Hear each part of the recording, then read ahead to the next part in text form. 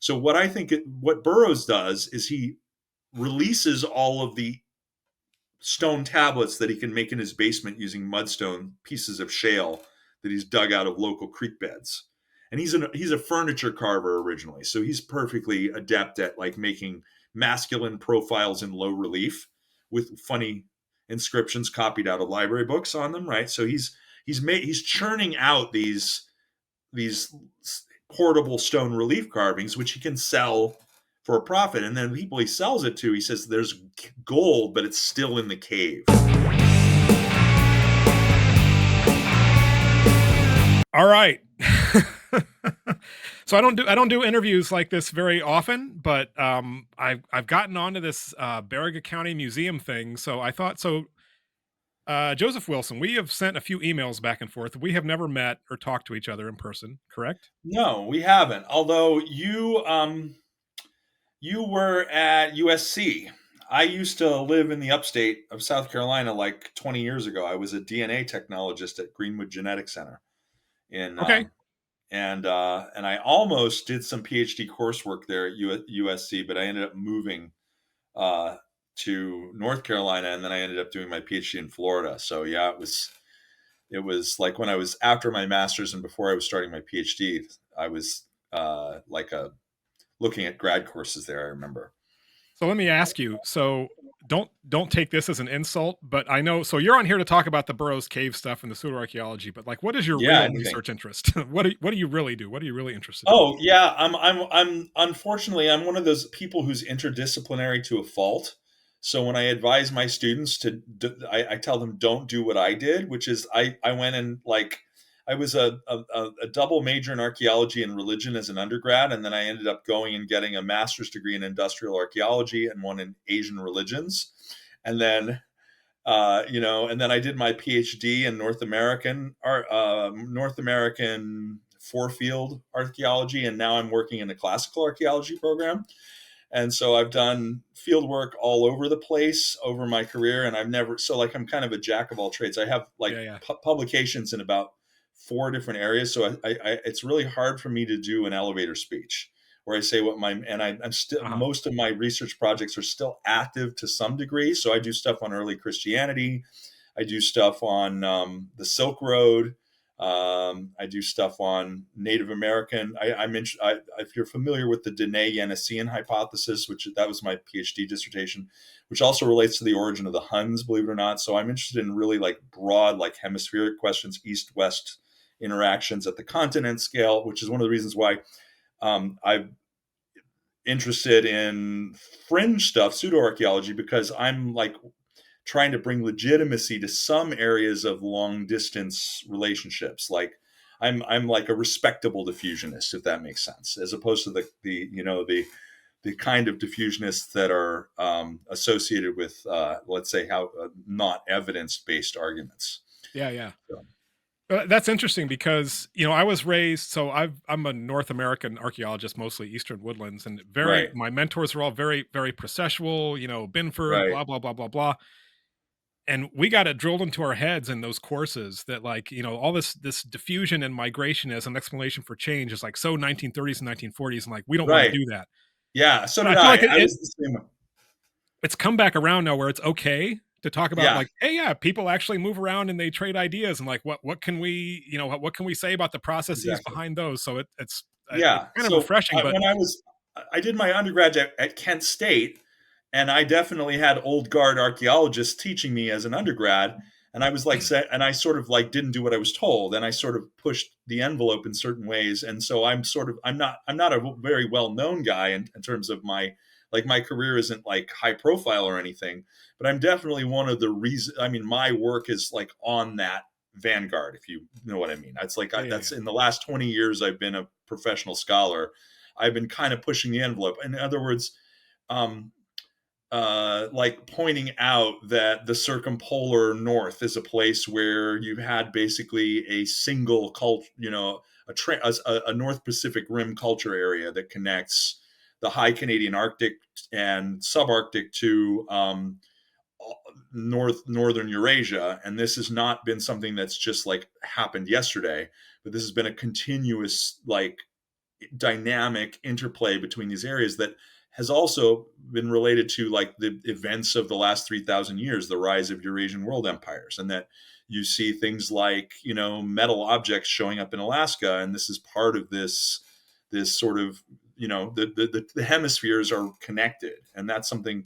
And likewise, I'm interested in the silk road for the same reason, like the way that ancient metallurgy and technology spreads through the steppe corridor, and why things happen in parallel in different parts of Eurasia, why there are certain like things that seem to happen in coordinated ways that we don't necessarily always have obvious explanations for. And I think it's part of why is because we were so independent inventionism got really, really far down the rabbit hole to the point where nobody was paying attention to big picture questions like this. And that's, yeah. So anyway, yeah, like if you want to talk about my research, we'll have to like have a private conversation later where we decide which of my many ridiculous hats to wear in that video.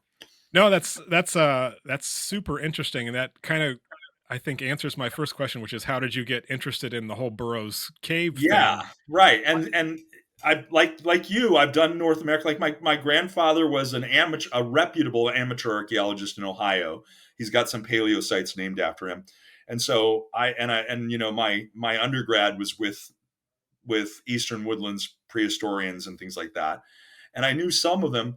Like when I was at Kent State, Ken Tankersley was there, Mhm. and so was Olaf Prüfer, and they didn't get along with each other, and it was interesting. So I saw some very, you know, interesting debates on the North American side, and then I came to get involved with the Midwest Epigraphic Society because those people were interested in what I did my master's thesis on, which was one of my diffusionist proposals that they liked. And so I was their keynote speaker around 2005, 2006, 2005, I think it was. I was a keynote speaker at one of their quarterly meetings in Central Ohio, which is near where I grew up in Northeastern Ohio, but it's like, Where in North? it was I a was born in easy. Akron. You were born in Where? Akron, yeah. So Yeah.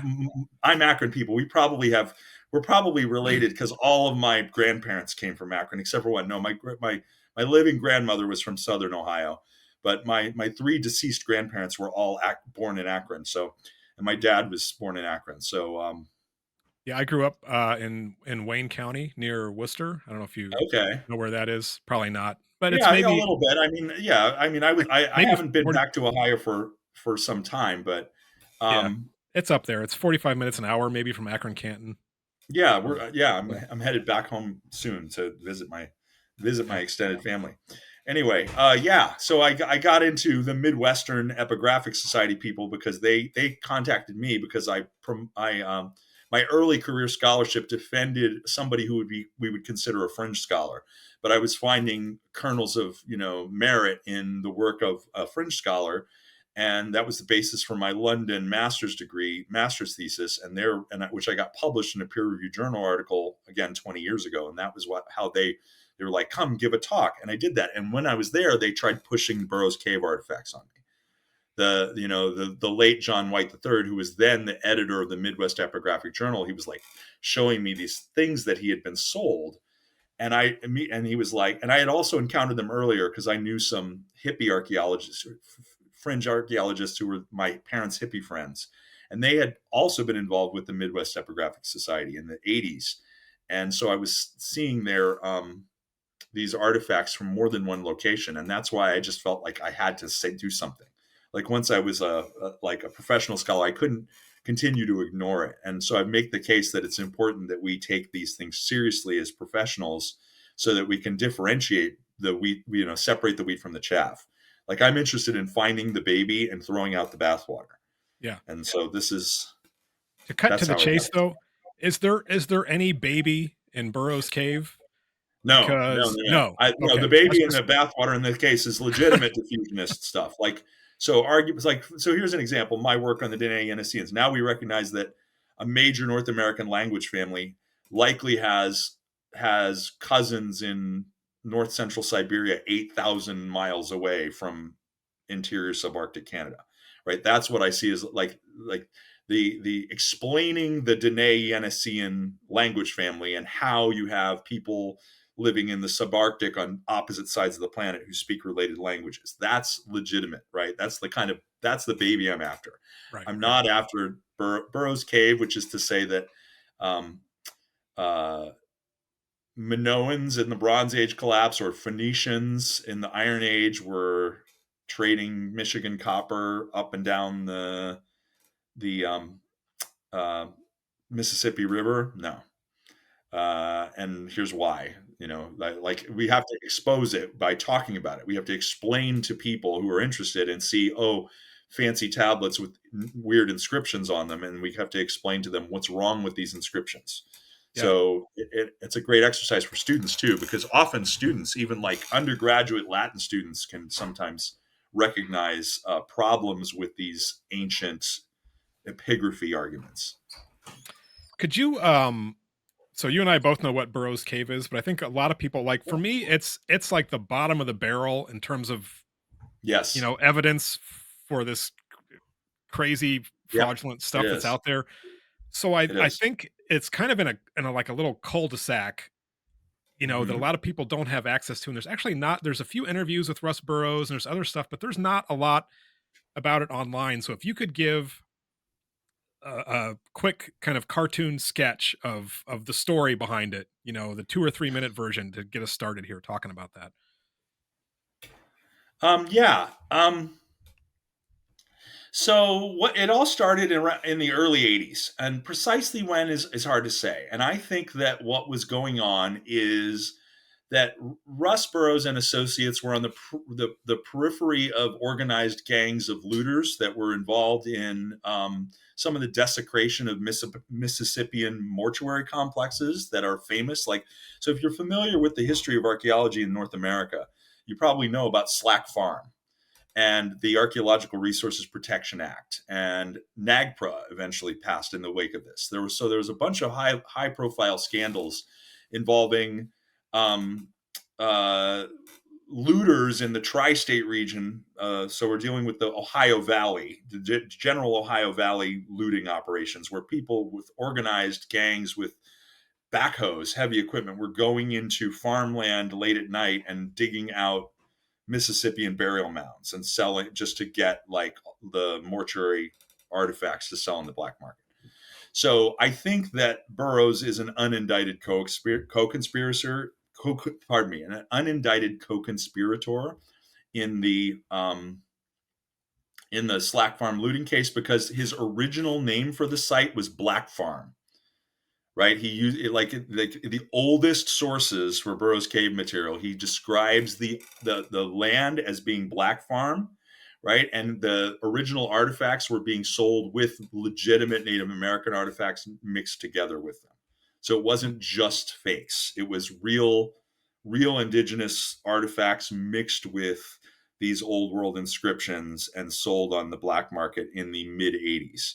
But to be And so, clear, he wasn't prosecuted or like no, formally accused nobody of a was. crime or anything like that. Nobody That's right. was. Yeah, I don't believe anyone faced consequences for the Black Farm or the Slack Farm stuff. Black Farm. But the reason why and I'm not the first person to suggest this. In my 2012 article, I hinted that it's possible, and I don't claim to have any proof, but I think that he was involved in these networks of looters. And if you read his description of the discovery of Burrows Cave, what is he doing? He's out artifact hunting on land that isn't his. Right. Right, he's literally got a metal detector. He's looking for relics. He's digging, and he sees, and his description of it in his own words is that he goes into a cave and sees kickapoo glyphs on a cave wall, and he's like, oh, these are valuable, and he pulls out his pickaxe and he goes to like mutilate a petroglyph that's full of like indigenous art, and he wants to take it to go sell it. This is in his own autobiographical work, right? This is like he's transparent about being a looter. And then what happens is the glyphs break through and it reveals a hidden door, and it's like an Indiana Jones movie. He goes down a stairway with torches and like, obelisks and big gold statues and things like that. Or the Mummy franchise. So like a lot of what I call outsider archaeologists, these sort of alternative archaeologists, these people who function in this world beyond legitimate academia's reach. He's aping Indiana Jones. The Indiana Jones movie came out in 1982, and that's when Russ Burrows is working as a prison guard in Illinois at Pontiac Correctional Facility. And there's a guy named Frank Joseph. He was originally named Frank Kahn, and then Frank Collin, and then Frank Joseph, and he was one of the founders of the American Nazi Party in the late 70s. And he is famously argued before the Supreme Court during the so-called Skokie race riots, which are the famous marching of the Nazi Party in a Jewish neighborhood, in Skokie, Illinois, which was a place where there were Holocaust survivors in residence. And this march happens in the late 70s, and they argue before the Supreme Court on First Amendment grounds, free speech grounds, that they should be allowed to march. And the Supreme Court ultimately says yes, he's allowed to march, but then he goes to jail for pederasty. After he wins in the Supreme Court for free speech case, he goes to jail for pederasty, and while he's in jail for pederasty, he meets Russ Burrows.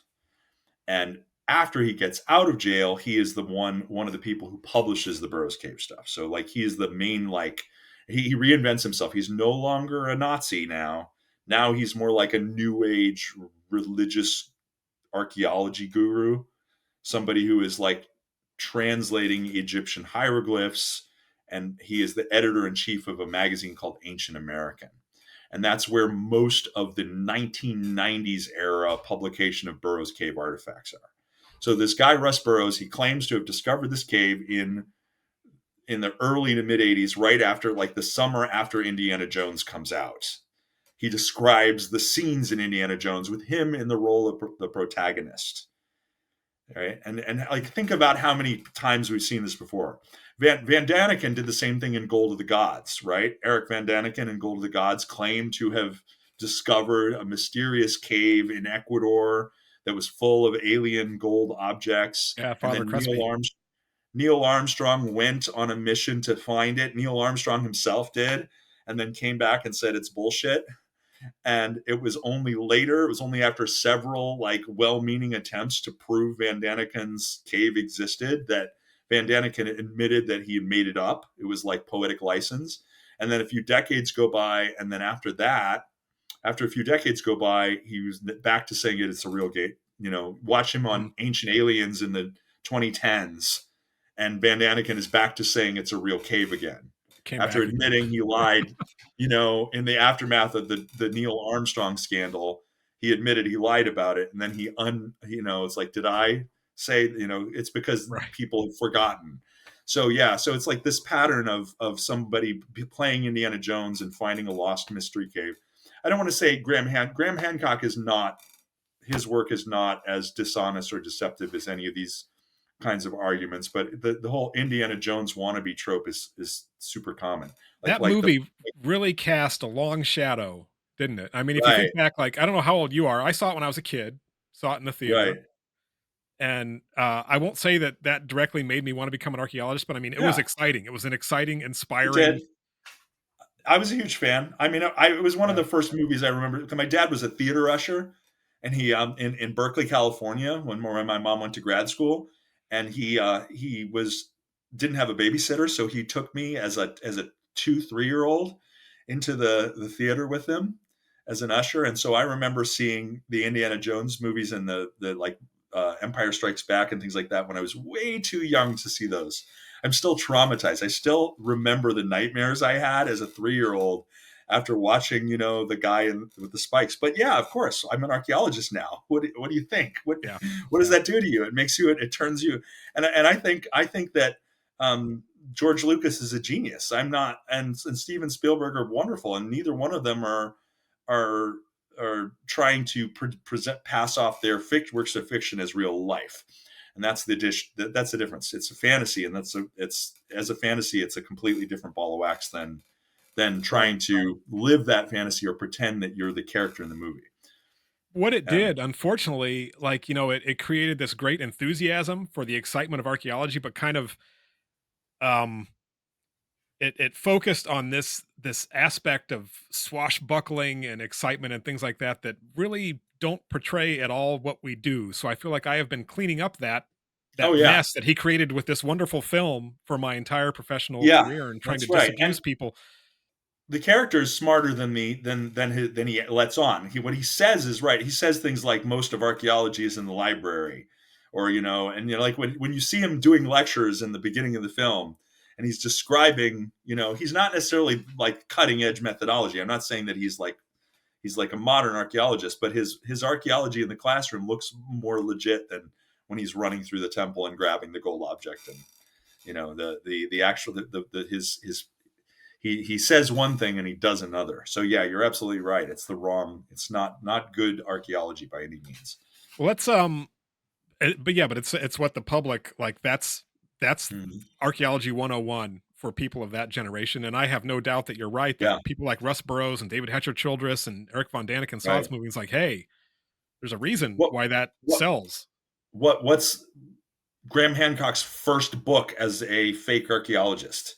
Right. The Going after Search for the the Lost Ark of the Covenant, right? yeah. The Sign and the Seal. That's what starts it all. It's like he and the reviews were like, like the movie was much better, folks. Like Yeah. this book is terrible. So so the Burrows thing, so he Yeah, the his arrival story, which I know there's a couple different versions, but he falls into yeah, this cave. It's very Indiana Jones like, and he says there's all these artifacts in there. He never shows it to anybody else. Nobody else has ever seen the cave. never. There have been pulses or a trickle of these things that have been coming out for decades, these artifacts Yep, that only he has that's right. the source of. No Right. photographs, no nothing, and No photographs of the inside of the cave. A right. couple things get passed off as photographs of the cave entrance or the cave inside. They're usually blurry.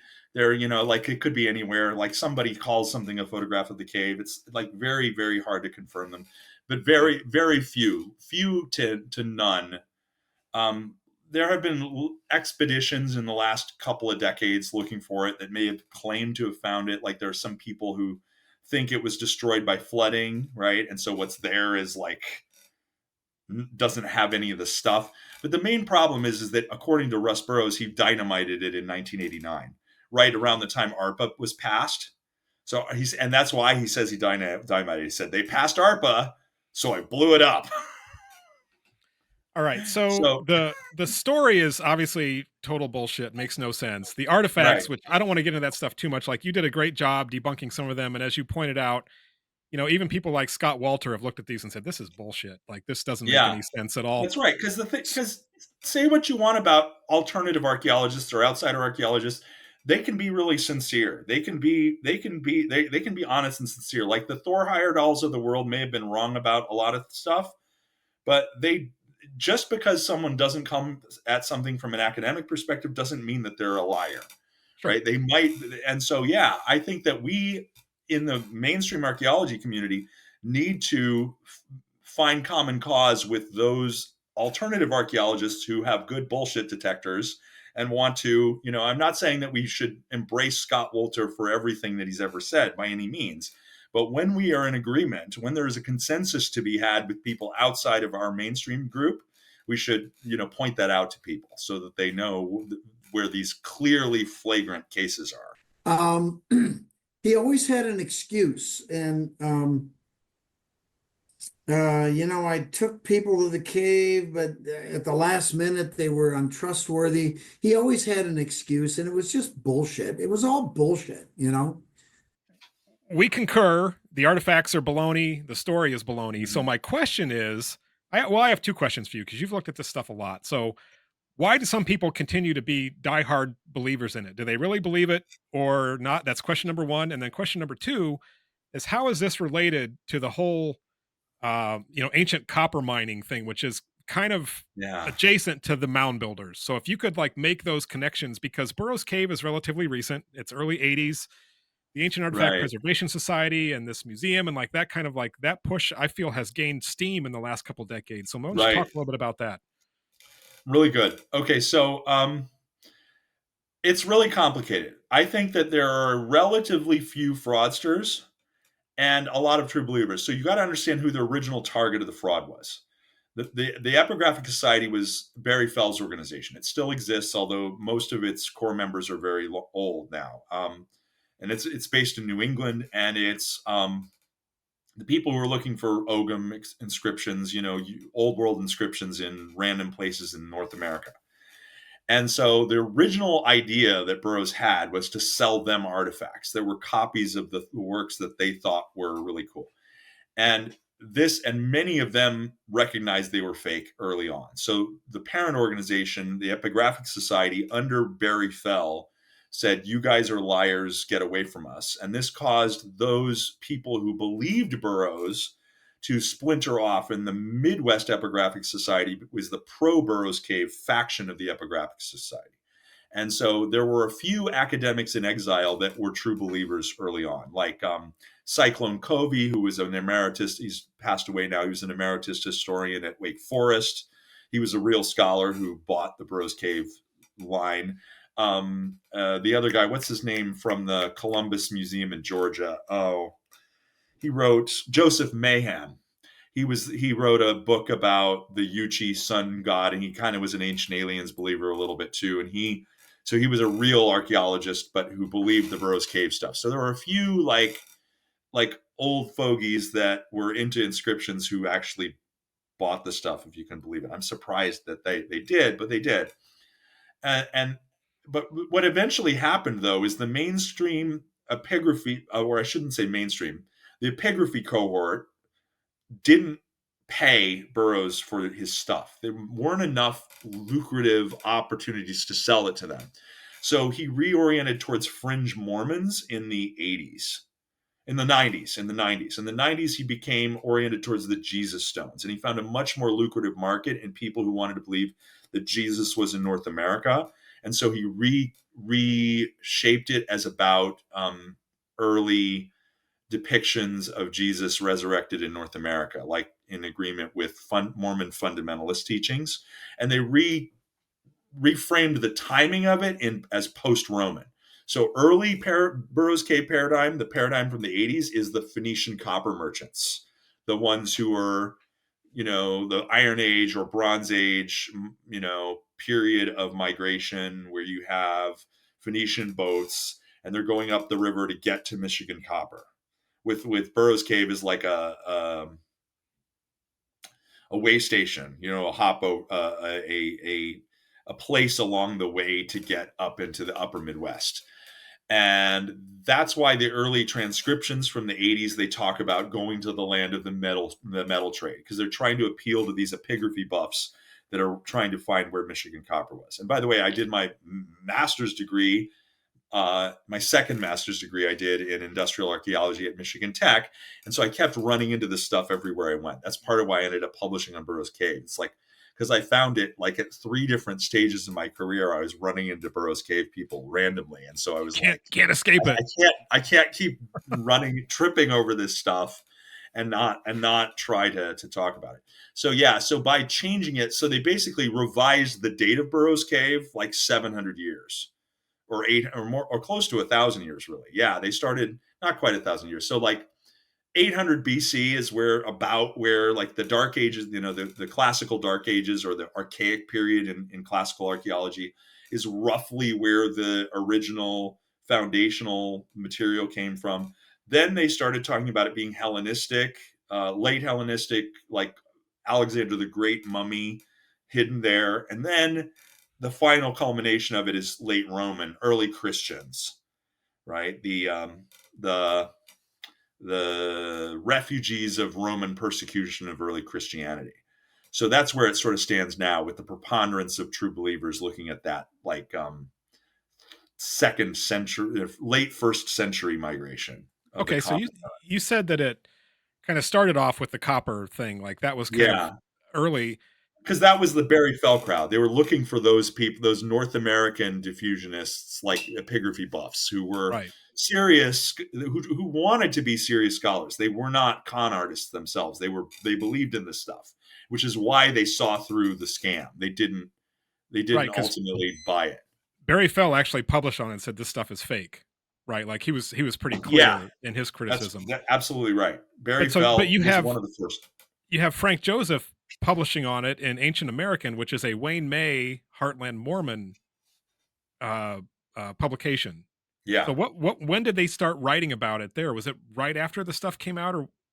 a little bit No, it was later? like, so from issue one. So remember, so Frank Joseph is the editor in chief of Ancient American, and as we've said, he was in prison at Pontiac in the early '80s when Russ Burrows was a guard there. So they probably hatched this scheme together. I suspect that both of them are in on the ground floor. Sure. Although Joseph never claims to have seen the cave, he is the scholar. He's like the cave. He's like one of the main, like, high profile proponents of the cave's authenticity in the literature.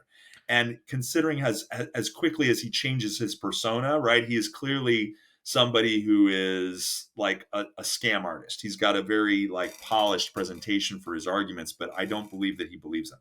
But most of the proponents beyond the core group are true believers. They do take it seriously, if that makes sense, and they're not trying to make money on it. To answer your question about when it changed, so remember, the discovery of the cave happens in the early '80s.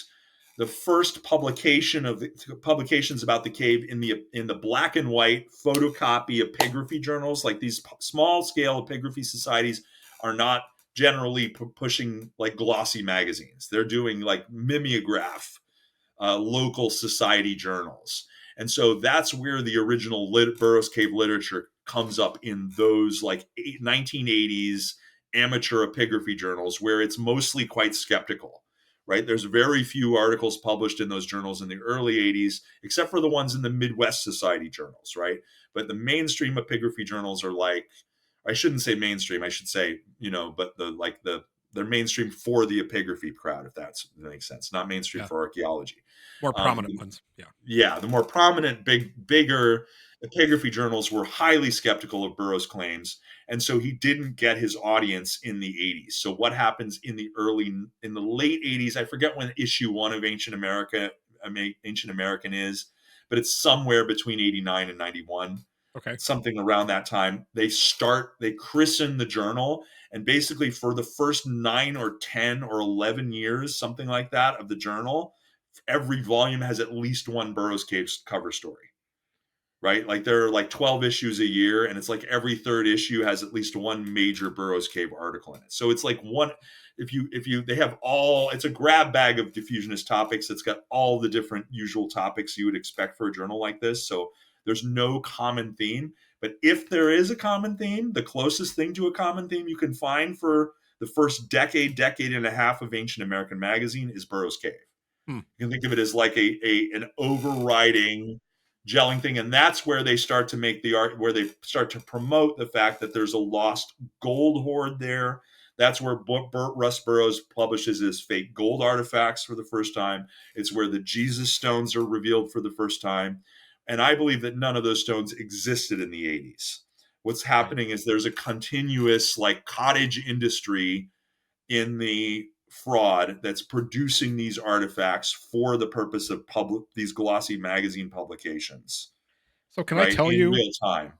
Can I tell you? This is fascinating to me because this articulates with my own backstory on how I got interested in pseudoarchaeology and why I know some of this crap that's taking up space in my head that I kind of wish wasn't at this point. But it was in the early '90s, would have been '91 or '92. I was in college in Indiana University, and I met this guy, and for the life of me, I cannot remember how we met, but he was into this stuff, and he was writing a book, and I had nothing to do over the summer, so he hired me to edit his book for him that he was working on, and he would go and get high as a kite. And then, I would be reading all this stuff about the Bat Creek Stone, and he was so into Burrows Cave, and he must have had issues of that magazine around, and he thought that he had an in where he was going to be one of the people that was going to be let in the cave, and this was going to make his career and all this that kind of stuff. And like I was, it was one of those things. I started off going like, "Wow, this is really fascinating. This is really interesting." By the end of the summer, I was like, "I cannot believe how much bull crap I have read. Like it makes absolutely no sense." But he would go do what he called changing his altitude, which he'd go back and get high and come back in and tell me how it all made sense again. And I'm trying to catch typos and work on the bibliography and all this kind of stuff. But that was kind of like my baptism in what was going on at the time. And I had never heard of Burrows Cave, and I didn't really think much about it afterwards. But like now understanding the timeline, more, it all kind of makes sense. And maybe for better or worse, I don't think that book he was working on was ever published, but I don't remember what the title was, and I really hope I'm not in the acknowledgments. So there you go. Back All on right. the record. Okay. Go. Say something All right. interesting. Oh, I don't know. Yeah, you're asking me to say something interesting. Where were we? We were talking about why about the copper. So the ancient copper explorers. As somebody who went to Michigan Tech for my master's degree and studied the history of the copper industry in the Upper Peninsula of Michigan, which is where the lake. So for your viewers who are not aware, the Lake Superior copper lode that's at the Keweenaw Peninsula and Isle Royale is a ancient Precambrian igneous formation of amygdaloid basalt that contains billion-year-old copper, right? Pure metallic native copper, and it's the source of indigenous old copper culture going back thousands of years. Some of the oldest finely worked copper tools on Earth come from North America because native copper was available in such quantity in the Great Lakes region and was traded everywhere. And this spawned a belief among some 19th century hyperdiffusionist polymaths, like the people who were sort of interested in the ancient religion. Like think about like classical old school hyperdiffusionism, like the Golden Bough and stuff like that. Fraserian hyperdiffusionist arguments from the late 19th and early 20th century. So they believed that there was one master pyramid building civilization that lived everywhere. So it was in that crowd that they were starting to entertain the hypothesis that North American copper was of interest to Old World Bronze Age citadel building superpowers of the Middle and Late Bronze Age. You know what I mean? So we're dealing with the period of Bronze Age empires in the Old World. And so, like when I was doing my master's degree research and looking through old issues of the Portage Lake Mining Gazette, which is the local newspaper up there, which was based in the copper industry of the 19th century, I encountered occasionally articles about such and such a researcher from some other part of the state came up here to do his study of Phoenician copper or whatever. Like this is like a thing in the 19th century. And I do think that it's something that has carried through the epigraphy scene to the present and was something that they were trying to initially make money on when they pitched the scam at the Midwestern people. Yeah. Can I back you up for a second? Yeah. So you use the term native copper. So could you explain Yeah. the significance of that and what that has to do with their arguments about connecting copper in the old world and the new world? So the thing about copper in the old world is it emerges like copper metallurgy emerges gradually in the Chalcolithic in the old world because it's hard to find. And you think about this. So like I'm teaching technology in the ancient world right now. We're having our midterm, and I was just talking about this to my students today. When you are finding copper ore, proper copper ore means that the copper is chemically bonded with the rock. The rock might look greenish, but you picking up a piece of copper ore on the ground are not going to say, oh, there's metal in that rock. It just looks like green rock. The vast majority of the copper ore on Earth is of this nature. When we talk about native copper in Michigan, it's not a true ore. It's a copper rock which has pure metallic copper because the porous voids in this Precambrian basalt have trapped pure metallic copper from percolating water, fresh water in the Great Lakes region for millions and millions of years. As the water runs through, the pure metallic copper is deposited, meaning you see shiny red metal nuggets, especially if it's if it's on the surface, it gets turns into a patina, like a copper, like a carbonate patina forms from the CO2 in the atmosphere, and so it turns greenish if it's on the surface. But if you're digging it out of the ground, you'll see shiny metal pieces. So this explains why copper culture in North America proliferates very early in human prehistory, right? The old copper culture has advanced cold copper working, not a pyrotechnology and not using fire, but you see really impressive metal tools made by Native Americans before anyone in the old world even has a pyrotechnology. Before there's ceramics, before, you know what I mean, before any of that stuff comes around. I shouldn't say before ceramics, because in fact, there's ceramics, advanced ceramics are happening in East Asia then, for sure. But like West Asian, pre-pottery Neolithic, we're talking about, right? When nobody is doing much with copper. So at the same Chalcolithic period, which is the Chalcolithic is the Copper Stone Age, or the transition to the Bronze Age from the Stone Age, right? This like long, slow emergence of copper metallurgy from pre-metallurgical times.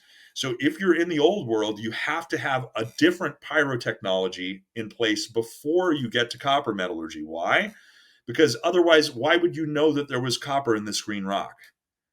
You would pick up a green rock and you're going to say, "Oh, I'm going to heat it in a furnace to get it to leak precious metal out that I can then turn into fancy tools."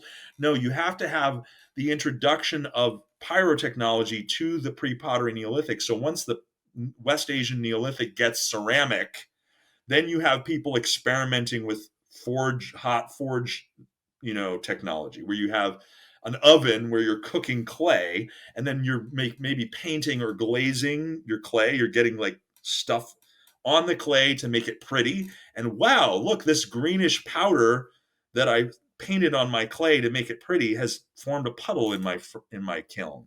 Right? You see how you can start to develop rudimentary copper metallurgy based on coming out of the ceramic Neolithic, Well, right? also, isn't The there pottery Neolithic. yeah, gold has a similar melting point to copper, right? It's easy to work, it's Right. malleable, and Yeah. the temperature of melting gold and copper is within the range that you can produce in a ceramic kiln. You can't Right. produce it in an open fire. You have to have some No. kind of way. So No. the ceramics that come in Eastern North America, there's never a kiln technology. There are not high fired ceramics. Right. So those Low fired temperatures are ceramics never are different. reached. Right. But yeah, you have a kind of a different trajectory in the quote unquote old world and new world. I know we don't like those terms anymore, but Right. they're Yeah. simple. And Yeah. like that pattern makes perfect sense. And the thing that I think people have a hard time understanding, or they conflate intentionally, is that native copper is quote unquote pure. There maybe are other minerals in it, but it's mostly copper, right? It's Yeah. not. It doesn't have a bunch of other stuff. Contamination. So you can com- you can take a quote unquote pure piece of copper from Michigan. You can say this is 99% pure. And you can look at smelted copper, which was the process to remove the impurities in the old world. And you can say this is 99% pure. And they want to make a connection and say that that copper came from Michigan, when actually you can get that purity from the smelting process. It doesn't mean that it's the same thing. Do I have that right? I think that's true. And I mean, copper metallurgy varies, and the way, so like, there's no, yeah, I don't want to overstate my expertise here. I'm not a metallurgical chemist. I can't speak with authority on the trace element composition in old world versus new world copper, but just the chronology is wrong, right? There's no, I mean, you get a early proliferation of copper in North America, and cold hammered technology appears everywhere. And if you're aware, cold forged copper or cold hammered copper, which is indigenous to the New World, which is really ancient stuff, is quite beautiful. It looks great, but it has microscopic fractures in the crystalline structure, which render the tools rather soft. They're much less effective as cold hammered weapons or tools made of copper are much less effective than, say, the hot forged copper tools of the old world Bronze Age, which are edge hardened. And they're so because they're developed in a pyrotechnological context in Western Asia over millennia of experimentation, they eventually come up with a multi-stage annealing process that results in like the best copper, arsenical copper, is like the worst bronze. Right? Okay. The distinction between copper and bronze is somewhat academic, as you know from like looking at the Copper Age to Bronze Age transition in places like Egypt, where bronze like emerges gradually out of copper. It doesn't like, it's not like suddenly bronze is like different thing from copper. So like advanced metallurgy of the Chalcolithic is effectively rudimentary bronze metallurgy, because arsenical copper is like a form of bronze, if that makes sense. The best arsenical copper is like a form of bronze, and then tin bronze is a way of compensating for the poor qualities of your local copper, right? Like we're going to say we don't have good arsenic low levels here, so we're going to come up with another way, and that's the next leap forward is in adding tin to the equation, and that's likely coming as a result of trade networks, because the ores tin ore and copper ore don't occur in the same veins usually. It's rare that you would find like hard rock mines for tin and copper in close proximity to each other. So this is something else you need to get like full bronze metallurgy. You need to have the social complexity of networks of advanced metallurgy where people are transporting ore long distances to get to the same furnaces. Right. So my forge is like, oh, we accidentally combined our chocolate with our peanut butter and invented the Reese's peanut butter cup, right? It's the same idea. It's like, so because of the centralization of metalwork in the Bronze Age, in those very hierarchical urban civilizations with citadels, and like think about the way like metallurgy is presented in ancient mythology and religion as this thing, the tool of the gods, the thing that the kings and the emperors are in control over. That means that they're bringing resources from far away into their metallurgical experimentation. What don't we see in the North American situation? We don't see any of that. If there really are Phoenicians and Minoans and some other, Bronze Age or early Iron Age group that they're like, oh, that we got bronze shortages at the Bronze Age collapse because we ran out of bronze in the old world, so we have to go to the new world to get their copper and bring it back to make bronze here with Native American copper. None of that makes any sense, especially as the reason why iron took over is because iron is ubiquitous. Right. The Iron Age is a period when iron is so easy. Iron ore is everywhere. You got bog ore all around. Iron ore is on all the Earth's surface. So once you now switch to an iron-based metallurgical economy, there's no like incentive to go halfway around the world so that you can like restore the lost supply of bronze. Yeah, it doesn't make a lot of sense. There's a No. little hot forge stuff going on in Alaska, but that's in the last 1,000 years. And that's likely bleeding out of Siberia, right? You get like in the, it's beginning around like 1200 or so, or 1300 of the Common Era, you have like central subarctic, or not central, western subarctic peoples doing edge hardening and making really good copper tools with proper annealed edges, and that's likely because again the North Asian metal age isn't confined to North Asia. As I've said, you got the Bering Strait is very permeable. You get easy transportation of people and ideas between Northeast Asia and Northwest North America. So it makes sense that at the time when advanced copper metallurgy is ubiquitous in North Asia, that it would also show up in Alaska in the same, in the aftermath of that, if that makes sense. So you would expect to see some pyrotechnology associated with Michigan copper in prehistory, in what we call prehistory, right, in North America, if there were really Minoans or Phoenicians there, which you can't possibly. Yeah. So, I mean, so you've just talked about some of like the technological things that you would expect that are missing. Yeah. Maybe you could talk a little bit about like I don't know, I can't get inside these people's heads, and I don't understand why would you have a cave that has all of these artifacts? Like what, and some people refer to this as like an empire that was built here, and like it's very grand. And as an archaeologist who's been digging holes in the woods for 30 years now, like I've never seen any evidence of anything like that. Like what? There are so many aspects of that kind of system that are completely missing from the record, but Yeah. it's always a metal artifact or a petroglyph or something carved on a stone that is taken as good evidence. So maybe you could talk a little bit about the kind of leap that you need to make in order to accept that Yeah. as evidence of anything. It's it's another thing. It's sort of like the way a con artist works is they're always promising you bigger rewards. Like think about the way that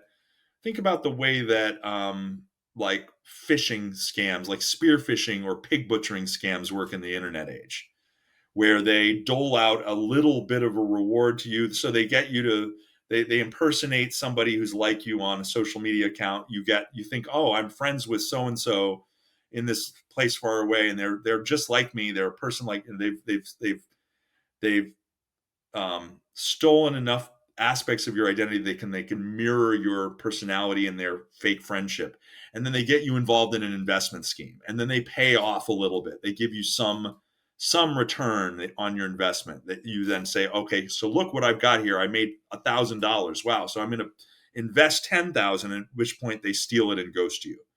So what Burrows does is he releases all of the stone tablets that he can make in his basement using mudstone pieces of shale that he's dug out of local creek beds. And he's a furniture carver originally, so he's perfectly adept at like making masculine profiles in low relief with funny inscriptions copied out of library books on them, right? So he's churning out these portable stone relief carvings, which he can sell for a profit. And then the people he sells it to, he says there's gold, but it's still in the cave, right? Like the cave is a MacGuffin, or it's like the repository. It's like the thing you will never get to. It's the big time yield, and it's hidden, it's tucked away, and all of the people who he has got on board have not seen it yet because he blew it up and whatnot. Until one of them dies, and then he invents a story about them having seen it before they died. So, like his friend Jack Ward was the first time he did this. Jack Ward was a proponent, one of Burroughs' friends and associates, but officially had never seen the cave. Then, after his funeral, Russ said, "Let me tell you about the time I took Jack to see the cave." Right? So that he's inflating the number of people who have seen the cave by adding deceased people. And officially, what does the cave have in it? It has got like ghosts that speak in English. It's got, solid gold sarcophagi. It's got giant obelisks and statues of Egyptian and gods in it, and hieroglyphics and like parchment scrolls in all these languages. Like if he had grabbed any of that stuff, and if it was real, and he had grabbed like even a small amount of these like super valuable objects, heck, the parchment scrolls, papyri, things like that, those would have been epic. Like he would be on the cover of National Geographic if any of that was real. Mm-hmm. The fact that he chose to deliberately leave that behind and just take the things like that, they look like they were carved out of rocks from his backyard, that should be something that is a red flag for people. I don't know about you. It should be. Yeah. Like I think we can agree on that. So maybe this will be a good last question. And you don't have to answer it if you don't want to, but these people who believe in this, like say there's some people who know it's fake. Well, maybe I should rephrase that. The people who are proponents of this, should we feel sorry for them? Are they being deceived, or is it okay to laugh and say, "Listen, how silly of you." Like what is your kind of like emotional orientation towards this? Well, it matters a lot to me. So the same I have the same problem when it comes to a lot of pseudo archaeology today. And I don't even like to say pseudo archaeology. I say outsider archaeology because I don't want to tar it all with the same brush. Because like I say, if someone believes in it, doesn't mean that they're trying to deceive you, and that there are a lot of well-meaning people in the alternative archaeology community, and I've known a lot of them my whole life, including people who are close to me who I love. So I do feel compassion for the people who've been duped, and in fact, the elderly people who fork over large sums to buy what they think are artifacts as valuable as the objects from King Tut's tomb, I feel a lot of compassion for them. And I see my mission is to engage with them compassionately and to hopefully disabuse them of their fallacious credulity. I'm sorry, I'm speaking in like $5 words. I want You've been to, teaching all day. It's okay. yeah, I want Go to with it. make people less believe in this stuff less. So hopefully they can find things that are legitimately interesting. I feel that it is my, like, why did I do this? Because I want to advocate for a third way, for a different approach than the way I feel like the problem with Burrows Cave was caused by the deliberate neglect of scholars. And you see this also with Van Daniken. Van Daniken pioneered this approach, the be so ridiculous and outrageous that the pros never pay attention. Be so beyond the pale, so flagrant that the pros are embarrassed to be associated with me, right? So the guilt by association is so strong that anyone who has any like credentials or authority on the subject will not want to touch you with a 10-foot pole. Then you've got a captive audience. Then you never have to worry about anybody coming in and debunking and disabusing you of your audience of their scam.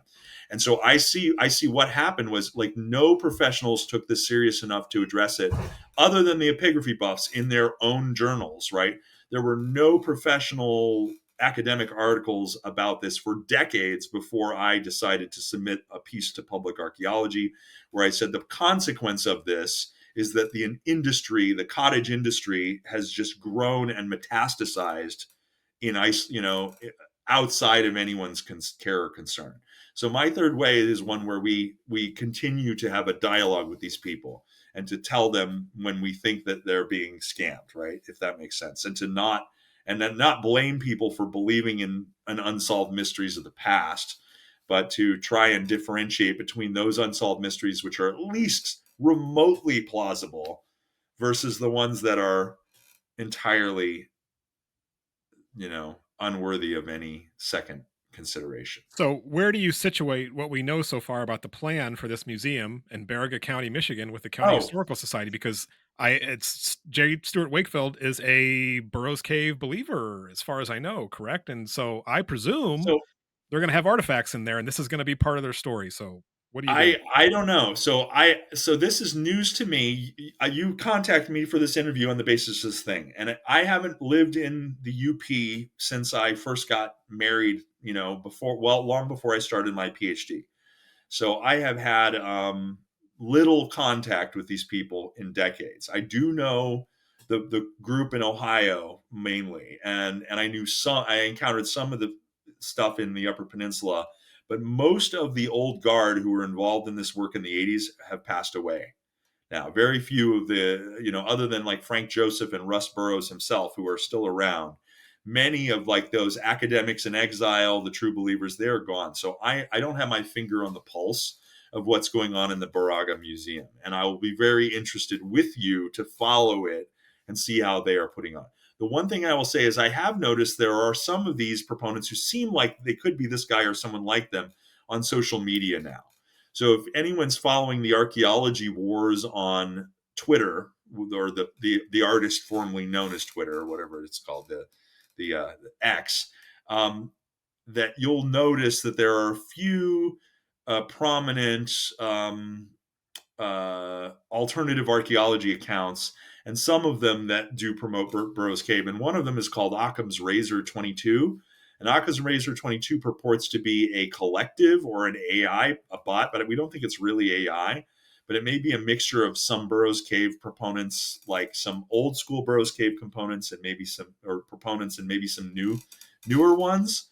And this account is really perplexing to me. So I wonder if whoever's behind this account is maybe your museum guy, or maybe it's Paul. I thought it was Paul Schafrank because of some. Paul Schafrank is one of the, with Harry Hubbard, is one of the ancient American authors, right, who promoted the stuff in the 90s. But Paul Schafrank's had some medical problems too recently, so I'm more doubtful that Occam is Schafrank. We don't know. It's an anonymous account. It pushes Burrows Cave periodically. So Okay. yeah, I don't know. And also the copper stuff, like also the old copper culture, New World, Old World, Bronze Age links. So yes, there definitely is a connection between the communities that promote these two ideas. How closely they will be aligned with each other in the museum remains to be seen. Because one thing I'll say about Burrows, it doesn't have copper artifacts. that I'm aware Yeah. of. Right. Right? It's like Right. for all the talk about going to the land of the metal trade, the only metal artifacts that I'm aware of from Russ Burrows are the fake gold, which were spray painted lead, Right. which were photographed in the Ancient American Journal, and then they tried to one of the people who unfortunately paid a lot of money for the stuff. They tried to bequeath it as part of their estate, and somebody tried to donate a bunch of it to the Goodwill, and it was rejected because it's toxic waste. Yeah. Spray painted lead to look like gold. So they were casting these like fake one-sided cast coin-like things, which are allegedly from ancient Iberian Peninsula or something, with weird like proto-Hispanic writing on them or something. I don't know. Yeah, that's the only metal I know of. So why wouldn't there be copper objects? They should have done some copper objects. That was a failure of imagination on their part. It would certainly help the museum if Russ Burrows would make some for them. Yeah. All right. So you said the Occam's razor, is that what it was? So you should Occam's Razor 22, ironically named, which Occam's believes razor that because 22. there's 7,000 Burrows Cave artifacts, that therefore Occam's Razor would suggest they're real. Yeah. All right. If So you're familiar with Occam's razor the 22 should solution. reveal yourself. Reveal yourself. Open invitation. Come on and tell us why.